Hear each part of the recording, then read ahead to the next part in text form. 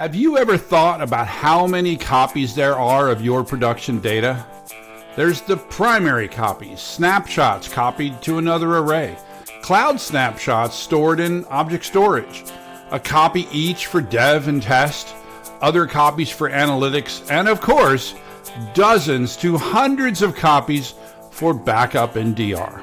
Ever thought about who has access to all those copies? How long they're going to stay around and what they're costing the company while they hang around?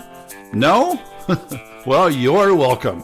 You've just entered the world of copy data management. It's perhaps the most boring and the most important thing you can do to protect your company's information and save it money at the same time. Hi, I'm W. Curtis Preston, aka Mr. Backup, and each week on this podcast we dive deep on one topic somehow related to backup, DR, and ransomware.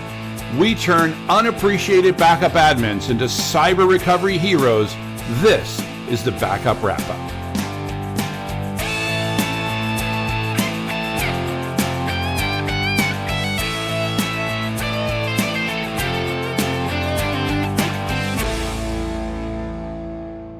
Hi, and welcome to the Backup Wrap-Up. I'm your host, W. Curtis Preston. I have with me my LinkedIn algorithm commiserator, Prasanna Malaiyandi. How's it going, Prasanna? I'm good, Curtis, and I'm sorry that your LinkedIn stuff did not go as well as you were hoping it would go. But I think it's because they've probably caught up with you and realized how you use things and are like, okay, Curtis, Mr. Backup, we're going to change the algorithm just for him. Yeah, I don't think so. I think, it's when things go wrong, we're taught, what did you last change? And when I was taught, like when we had these consultants that taught us how to use LinkedIn, one of the things they said was don't post within 24 hours, right? Don't beg, that wait at least 24 hours before you do your big post. I didn't wait at least 24 hours. I tried something different yesterday where I posted to a group with the link and just to see what kind of attention I got there. And then today I posted to, the greater LinkedIn, and it was not 24 hours. It was more like 18. And so I think that in the end was my boo-boo. So I won't make that boo-boo again. But yeah, so I think there are reasons. I don't think they just changed the algorithm. I don't know. Maybe it's just, but Curtis, disable them. Done. Yeah, I was having too much success on LinkedIn. All right, well, let's get on to the news of the week. First story of this week is a follow-on from a story from a week or so ago, and that is what we originally referred to as the 1Password/Okta hack. Really turned out to be an Okta hack. You want to talk about it, Prasanna? Yeah, so this is the one that we've been following along. Okta had someone breach their environment, which then let them get into 1Password. Turns out that Okta recently finished their investigation and they published their findings. The findings were that one of their employees had a corporate device. They were using it to access a service account at Okta, right? Typical, that's what you would do, right? They needed access to it. Right. And then they used their Chrome browser and they logged into their personal email account using the Chrome browser. And then when they went to go access using that service account, they said save password, and the password for the service account then got stored in the Chrome browser's password manager associated with their personal email account. And then supposedly somehow the employee's either personal device or their Gmail account was hacked. And that's how the bad actors got access to the service account. Yeah, so much to unpack here. Right. First, just to understand, we've talked about the Chrome Password Manager before, and we've put it in the category of it's better than nothing, maybe, because of this problem, right? So it's better than nothing in that it would allow you to have a unique password for every site, which that is good. But The problem that I have with the Chrome Password Manager is that it stores the data in such a way that you can pull it out, right? When you install 1Password or Dashlane or any of these other guys, they will pull. They can pull your passwords stored in your browser out and then put them into your new password manager, which sounds really nice and convenient. What it should tell you is that there is an API to pull out the plain text data. Yeah. All you have to do is ask the browser. Apparently, there was another article that was written in Ars Technica that basically said no Okta senior management, not an errand employee, caused to get hacked. Do you want to talk about that? Yeah, and the big thing here is the Ars Technica article talks about the fact that there should have been IT policies in place to prevent these sort of things. And they covered the two that I remember off the top of my head. One is that for a service account, you shouldn't just allow anyone who has the credentials to be able to access it. You want to be able to limit the IPs that can access it or do other things like that to make sure that you're restricting access. Especially a service account is pretty powerful, and usually Right. you don't have MFA associated with it because it's used in cases of running automated scripts or automated access. And so you can't really do MFA in those cases. So it makes sense to have the service account, but at the same time, you should restrict who has access and their ability and where it can be accessed from. The other part that they Yeah. also mention in the article is that Okta, their IT policy should not allow personal accounts to be logged into from like a web browser to avoid this same issue. And there are multiple ways you could do this. You could either have a web proxy, you can using Google Workspaces, you can actually restrict what domains are allowed. And so there are Right. multiple tools that they could have done, but they did not have a policy in place, and that's what led to this issue. Yeah, I'd say it's got to start with the policy, right? Don't log into your personal accounts from your computer, and then do what you can to use technology to stop that. I also wonder if there's a way through technology, if we could go and blow away any stored passwords in any browsers. I wonder if that's possible, right? I'm sure with the To device management software, there's probably a Yeah, mechanism to do that. device management software. Yeah, Yeah. yeah. Okay. All right. Well, let's talk about some good news. And I first want to just put out a disclaimer. We don't purposefully go looking for Druva news because you and I used to work there.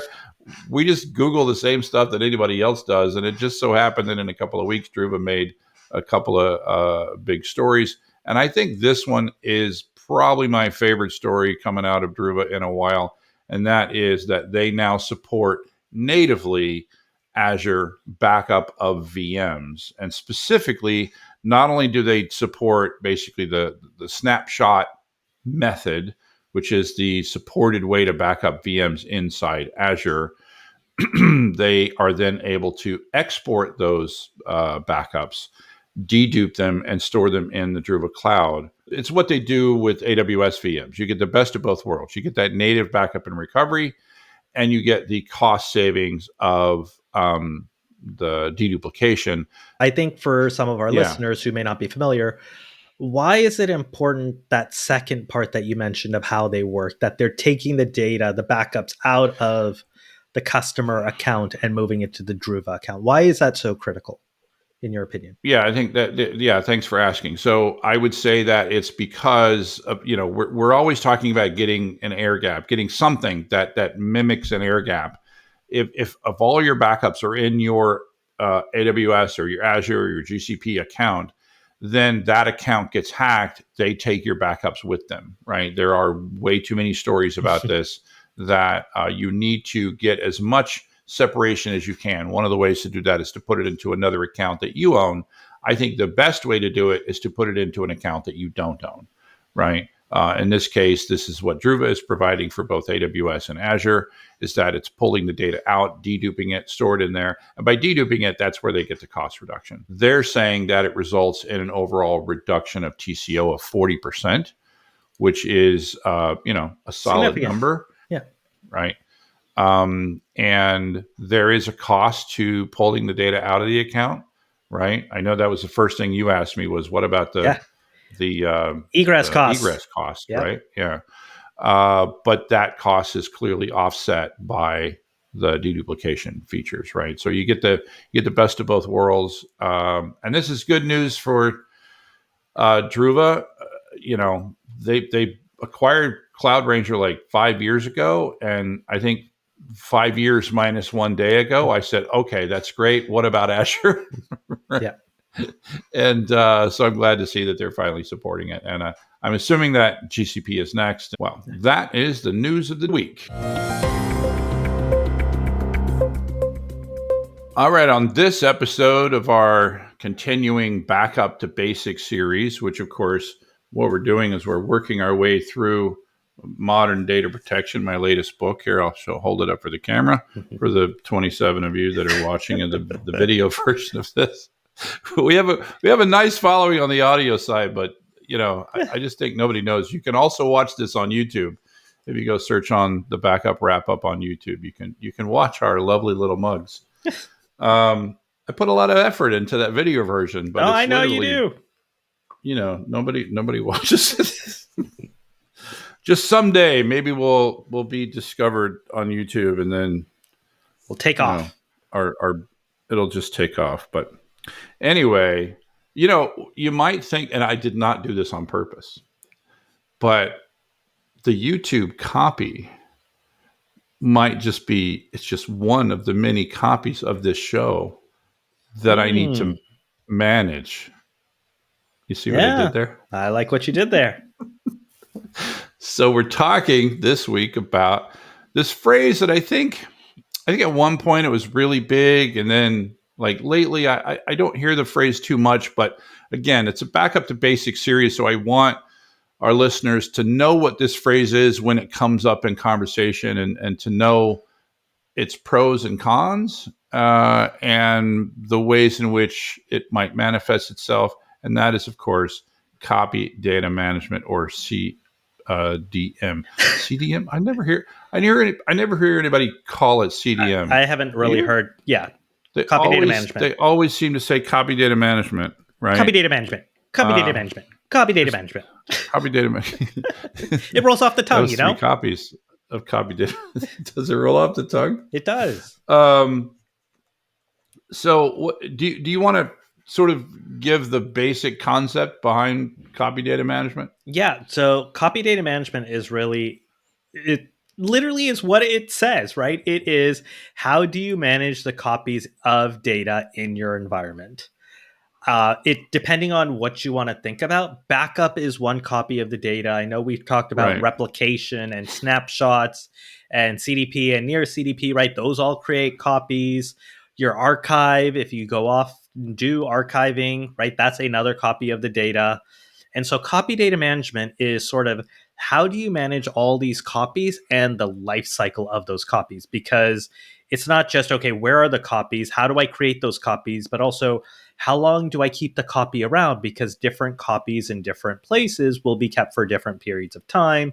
Snapshots, maybe I'm only keeping for 14 days. Backups, so maybe I'm keeping for 90 days. Long-term retention / archiving, maybe I'm keeping those for like 10 years. So how do I manage the retention process for those copies? And then the last bit of copy data management is really around, how can I now start to use those copies, right? Which I think is kind of what a lot of people have now started to think about is, okay, I have a copy of the data sitting there. I don't want to just leave it sitting there, because it could be useful for other business purposes for me to drive insights from. So how do I now start to manage the life cycle of using a copy, destroying a copy, and keeping that around if need be? I would describe it as like perhaps a more holistic view of all of the copies that are out there. Mm-hmm. In our world, we tend to worry primarily about one of the copies, yes, right? Or maybe 2 of the copies, right? We want at least 2 copies. Right? We want a backup copy, hopefully on-prem, and we want a backup copy off-prem. So that's kind of 2 copies. And then a lot of people primarily focus on the primary copy, the production copy. And you talked about copies that might be kept for archival purposes. I think the only one that I thought that you left out was the development side Yeah, of things, test and dev. Yep. because that is that is another big area where if you're the type of company that does any kind of development or any kind of testing, where you want to have this other copy of your data, what you often want is you want production data, right? You want a copy of your production data to use for testing. Well, I'm just saying, if you Yeah. want, I know why you're wincing, but if you want to, Before it if you goes out to want to prod, I agree. test, Yeah. right? If you want to test it, right? I understand the concern that you're talking about, but and we can talk about that. That's one of the things that you deal with in a copy data management uh, configuration, right? Yep. The closer that you can use sandboxed information, right? With for example, with Salesforce, right, you can very easily create a sandbox environment of your production environment, and it's got all of your production data over in that other world, so that you can test whatever new thing that you want to do without destroying Impacting. your Yeah. without impacting your production data. I go back to the story that I think you've told us before on the podcast about how you, what was it? You downloaded Salesforce, you exported the Salesforce records, you sort of screwed Hmm. up the changes and the rearranging of the tables, completely ruined all the records, Yeah, and you luckily yeah, had a backup, right? And you were able to go back from yeah. I yeah. So first off, Excel, whoever wrote Excel and made it way too easy to sort just one column, why would anyone in the history of people want to sort just one column in a spreadsheet? It's got to be the non-default, right? It's got to be the 1 out of 100 use case. I, for the life of me, can't think of any use case where that would be the case. But I sorted the phone number column, and only the phone number column.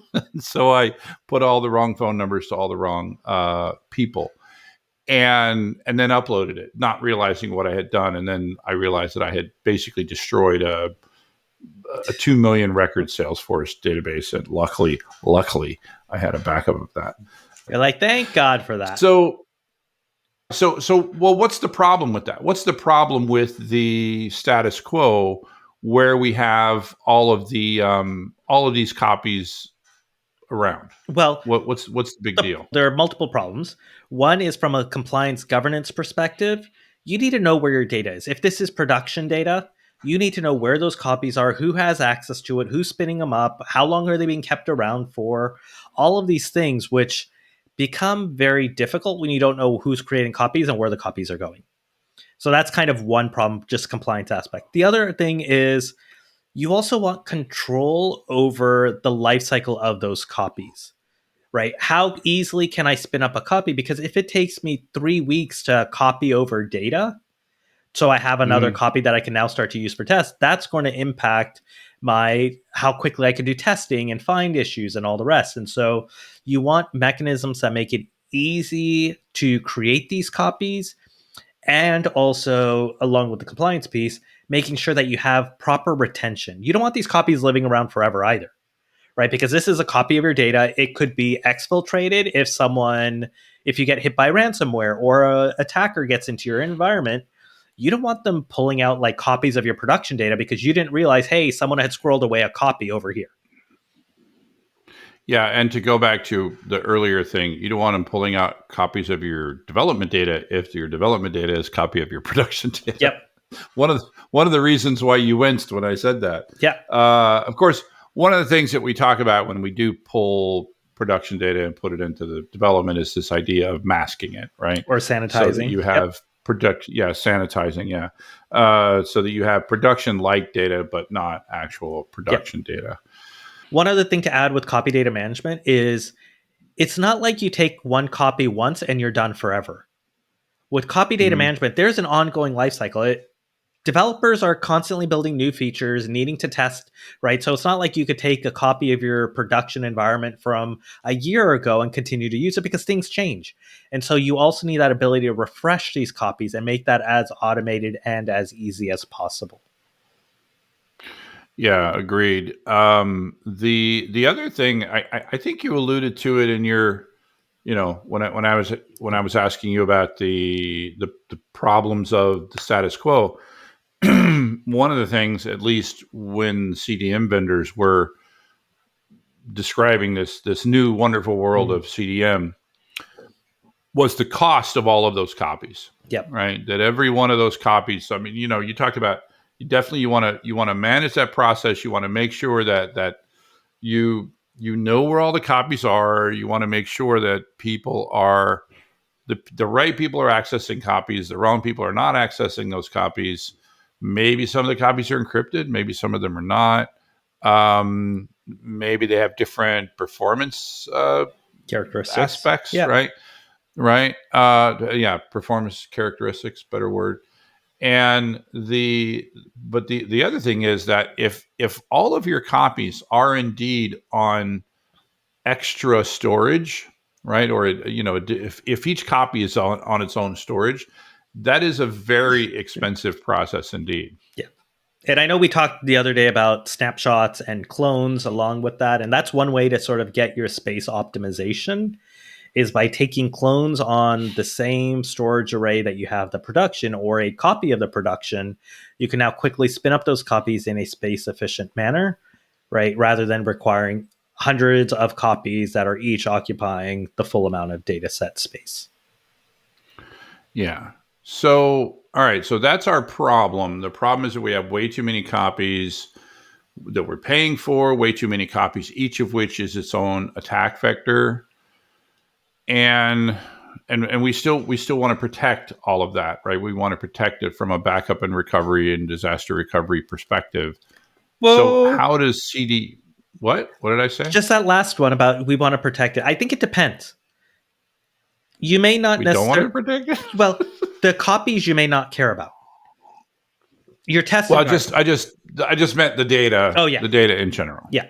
We don't necessarily want to protect each copy. I just meant the data in general. If we have 9 copies of the different data, we only want to protect one of them. Yeah. Right?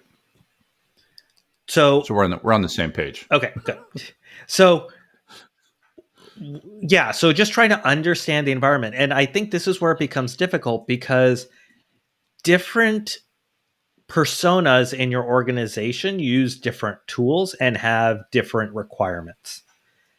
If I look at, say, your database admin, they're going to want to spin up a copy off of production in order to be able to do testing, right? Or to give to the database team for them to do application development and all the rest of that.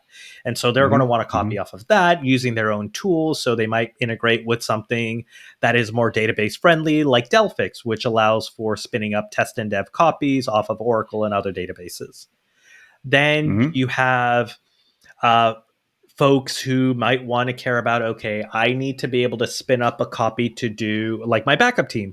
I want to be able to spin up a copy to make sure that I can verify my backups, right? And make sure that I can restore my data in case I need to. So do backup verification. And so in order to do that, I need to spin up a copy off of my backup system in order to be able to access that copy, do my testing without impacting the original backup. Because that's a key, right? You don't want to change any of the original data. You just want a copy of that data and manage it. And so there's a separate life cycle for that. Yeah, and I think that there are products like Veeam, and I know Rubrik has done this quite a bit. I believe Cohesity has done this quite a bit. I know Druva did this as well.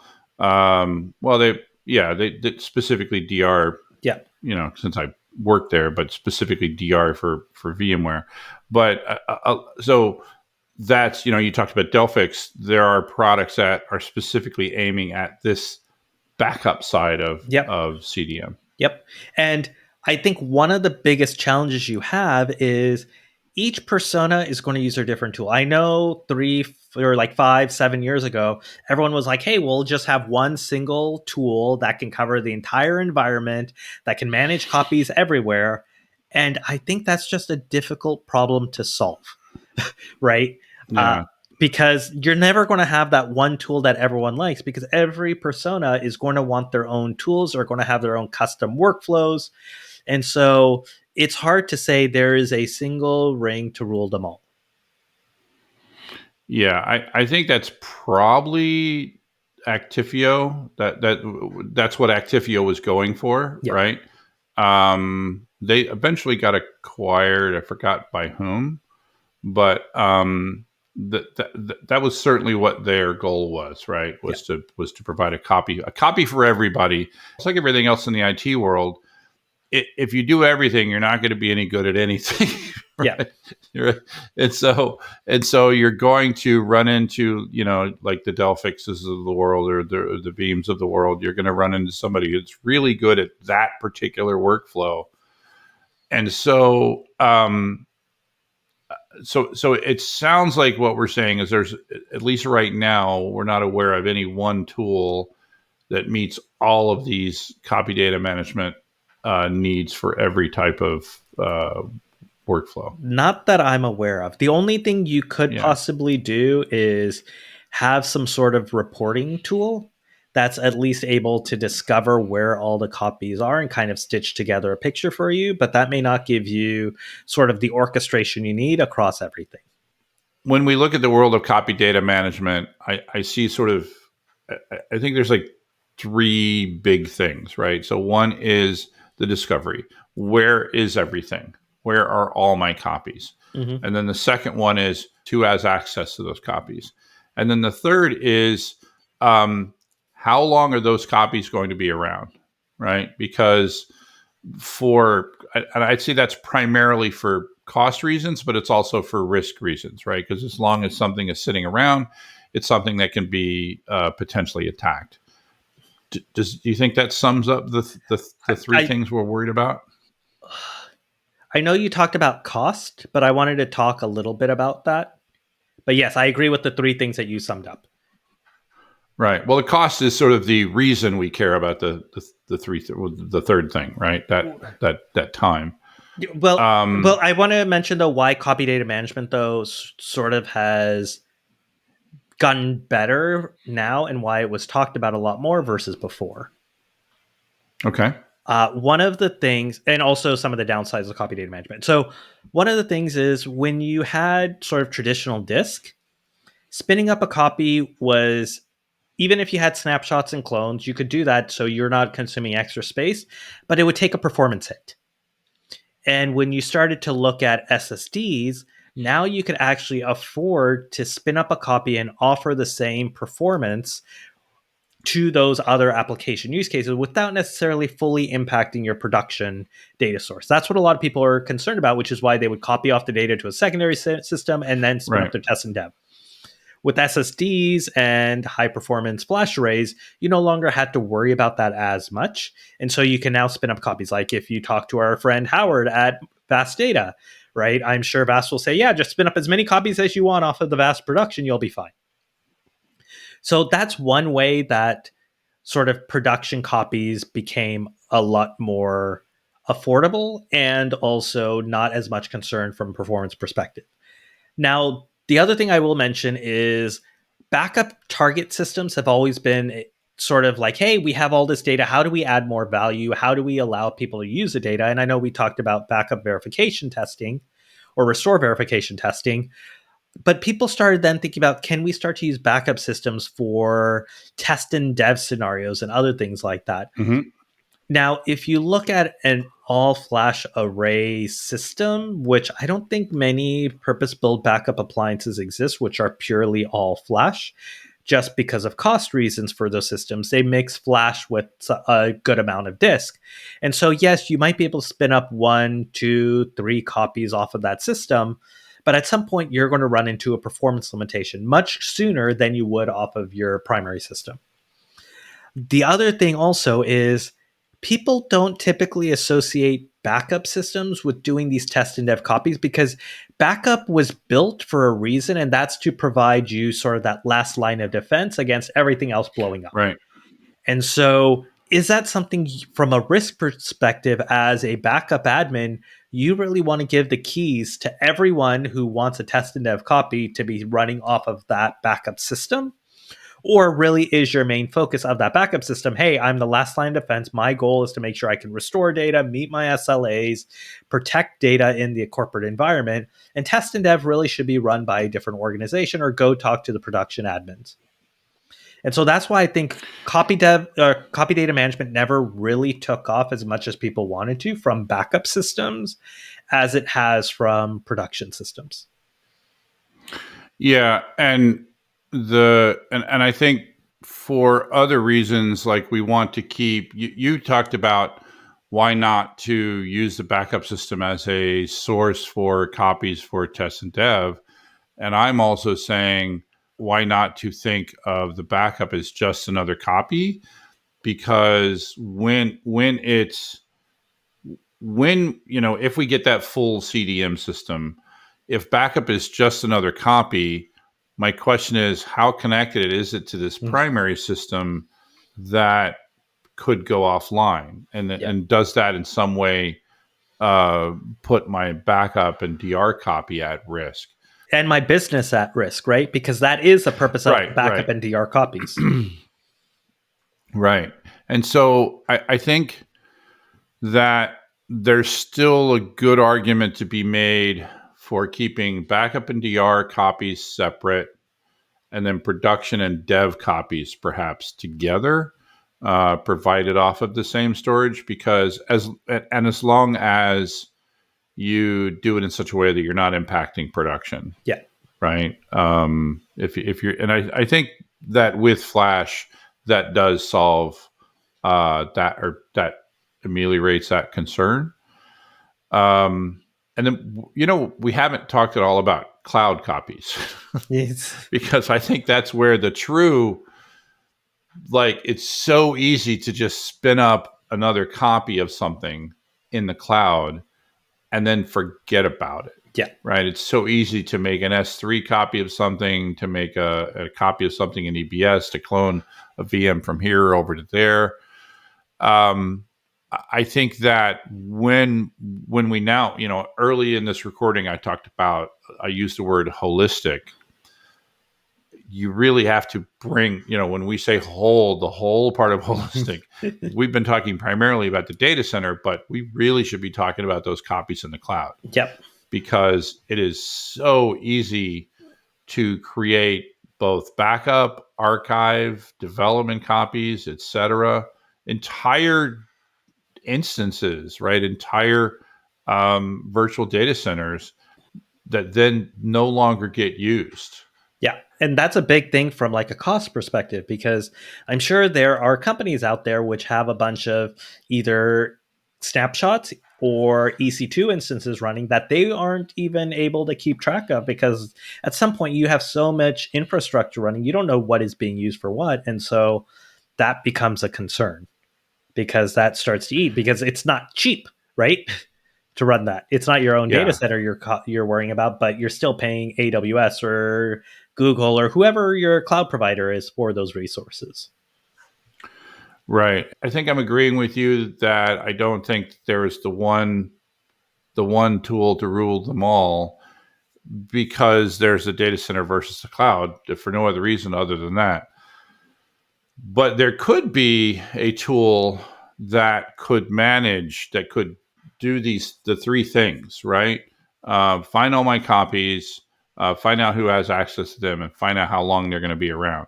And then also, I think in the cloud, there are ways to find out if a particular resource is actually still being used. Right? I'm sure there is. Yeah. And so if we can identify these resources that aren't being used and then get rid of them, and then I think that's sort of that initial challenge. But then once you get that initial lay of the land, I think if you have a tool that can then be the one who creates the copy for you, yeah, right? If it can create the copy for you rather than just using native tools, then I think that you could get that cost aspect and risk aspect, I think, a little bit more in control. Yeah. And I think in the cloud also, because of the ability to tag resources, you get a lot more flexibility. So you could say, hey, I'm spinning up this test and dev copy for this department. You could tag it in your EC2 instance, and you could use that later to track and understand, okay, who's using what. So I think a cloud helps with a lot of the manageability aspects. You just have to use it in the right way. Yeah, I think tags are. You know, an amazing tool that are really they're helpful. Tags are very helpful for a number of things. This is copy data management is one of them. Another area where they're helpful is backup and recovery, because you can apply rules to different tags, Mm-hmm. right? And you can say we're gonna handle our VMware Cloud instances like this, and we're going to handle our our ABS instances like this, et cetera. And you can just you can attach rules and backup and DR policies to those rules based on tags. And you can even have you can say, hey, if a resource gets created and it doesn't have a tag at all, this is what we do, The right? default. Yeah. One of which, yeah, the default policy, and part of that policy would be to go yell at somebody to say, hey, why is there this resource without tags? Just to finish out, we talked a little bit about the reuse of data. I think that this there are, as long as I've been in backup, there's been a lot of talk, especially in the last, I say, 10 or 15 years. There's been a lot of talk about trying to leverage backup for other purposes. You've touched on it already. I think from a backup is different than archive. I do think that if you stored the data correctly, if you stored the data in such a way that you had information available for both backup and archive instances, and you were able to meet both workloads with the same copy of data, I would be fine with that. I very rarely have found, backup software. I'd say about the only one that I've seen that does it, at least the best that I have seen, would be Commvault, right? That they have a single copy and they have both backup and archive. Now, the concern that I've heard is that it does require a significant amount of additional infrastructure, but I don't have a problem with that additional copy, because that I see as you're saving money by storing one copy and using it for multiple purposes. I just don't want people, right? I just don't want people taking their backup and then holding it for 10 years and calling that an archive. That is not an archive. That we've had episodes about that. I will talk about that till I'm blue in the face. Yes. And other things that we can use backup for is to basically look at the backup and leverage it from a ransomware perspective. We can look at and see if we can identify that the ransomware attack has happened. We can see that if anything has been encrypted. We can see if anything has been infected in the backup. We can do that with the backup copy. But I think I agree with you. And potentially, and this is potentially, if we have backup and archive, if we have that, potentially we could use backup for compliance purposes too, right? If we're able to easily query, and this is a big if, right? Because in order to meet compliance needs, you need to be able to, the system has to act more like an archive system than a backup system. Yeah. I need to be able to say, show me all the files that Curtis made, right? I need to say, show me all the emails with this word in them. Show me all the documents with this word in them. Which most backup systems don't focus on. Which most backup systems, almost none, basically. Yeah.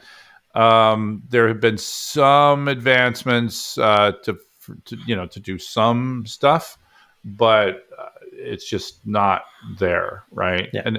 And even then, it's often very application centric. Like we can do it for 365, but we can't do it for other stuff, right?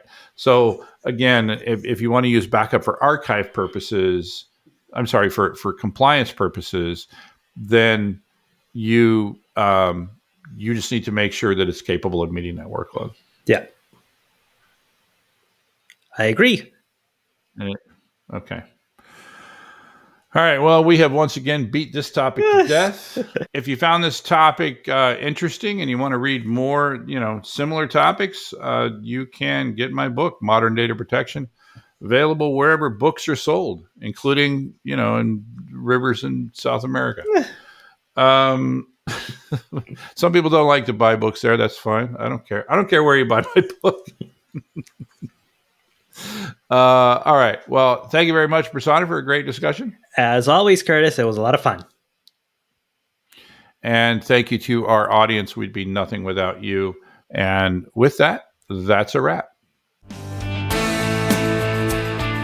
The Backup Wrap-Up is written, recorded, and produced by me, W. Curtis Preston.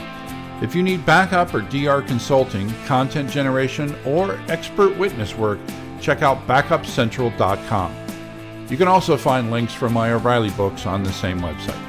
Remember, this is an independent podcast, and any opinions that you hear are those of the speaker and not necessarily an employer.